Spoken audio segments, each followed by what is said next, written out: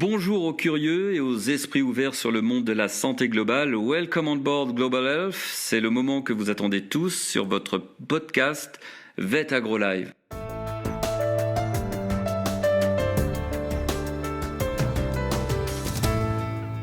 Aujourd'hui, pour ce numéro de Vet Agro Live, le podcast de Vet Agro Sup, nous recevons Arnaud Darnis, directeur du CHUV de Vet Agro Sup. Arnaud, bonjour. Bonjour Stéphane.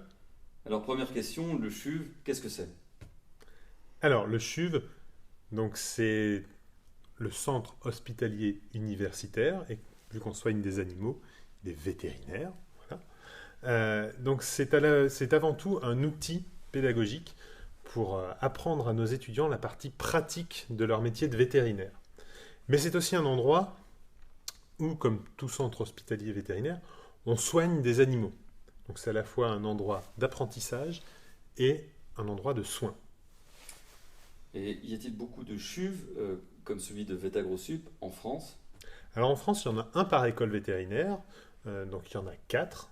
Donc un à Marcy ici, un à Toulouse, un à Maison-Alfort et un à Nantes. Et alors, quelle est la spécificité de ce CHUV ici à Marcy-l'Étoile ? Alors la spécificité qu'on peut retenir, c'est le fait d'avoir une structure qui est à 15 km d'ici, qui est une véritable clientèle rurale. On est les seuls en France à avoir ce type de structure dans les écoles vétérinaires et dans laquelle nos étudiants tournent comme au sein d'une véritable clinique lors de leur rotation en médecine rurale. Alors, immergeons-nous au sein de ce CHUV avec une caméra 3D et découvrons ensemble l'activité de ce CHUV pour illustrer un peu le quotidien de ces professionnels et de ces experts. Comment fonctionne un CHUV comme celui du campus vétérinaire de Vet Agro Sup au quotidien ? Alors au quotidien, le fonctionnement est similaire à ce qu'on peut trouver en médecine humaine, donc avec des étudiants qui viennent se former, des propriétaires qui viennent avec leurs animaux pour les faire soigner. Donc les intervenants sont bien évidemment les étudiants qui font une première approche, une pré-consultation des animaux. Et ensuite, ils présentent le cas aux enseignants. Ils sont aidés en cela par les internes. Ils sont aidés également par des résidents qui sont des docteurs vétérinaires préparant un diplôme de spécialisation internationale. Et ils sont encadrés par des praticiens hospitaliers, des enseignants-chercheurs. Donc nous avons bien compris, ce CHUV est un plateau technique parfaitement intégré dans les activités d'expertise, de recherche et de formation de Vet Agro Sup. Quand on est propriétaire d'un animal, de compagnie ou autre, comment procède-t-on pour prendre rendez-vous au CHUV ? Alors c'est très simple. Donc lorsqu'on vient pour faire vacciner son animal de compagnie, son chien ou son chat, on peut prendre rendez-vous directement en ligne. Et lorsque l'on vient pour une autre espèce, un autre motif de consultation, il suffit d'aller chercher nos coordonnées sur notre site internet vetagro-sup.fr. Alors, autre solution pour les familles et le jeune public, c'est de découvrir le CHUV lors des portes ouvertes de Vet Agro Sup chaque année au mois d'octobre.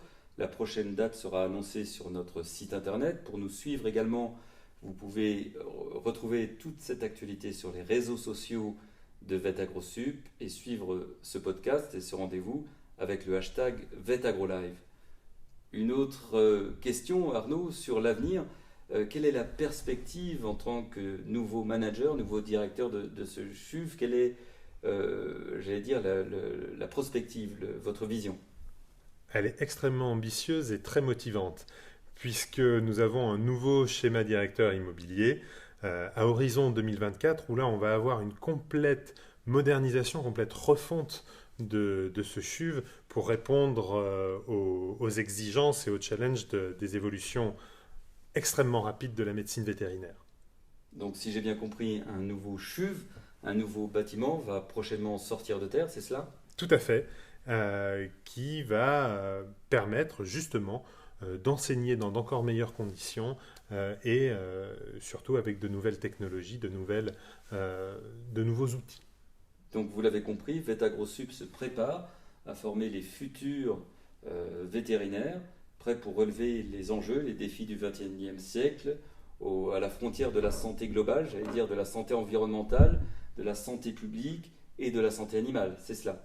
Tout à fait, puisque une autre particularité de VetaGrosSup, c'est d'avoir ces deux campus, un campus vétérinaire ici à Marcy et un campus agronomique à Clermont-Ferrand.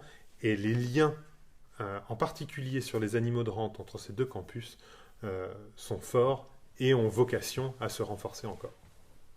Alors ce sera l'occasion de développer tous ces sujets lors d'un prochain numéro de VetAgroLive. #VetAgroLive, je le répète, pour nous suivre sur tous les réseaux sociaux. Merci beaucoup Arnaud. Merci Stéphane.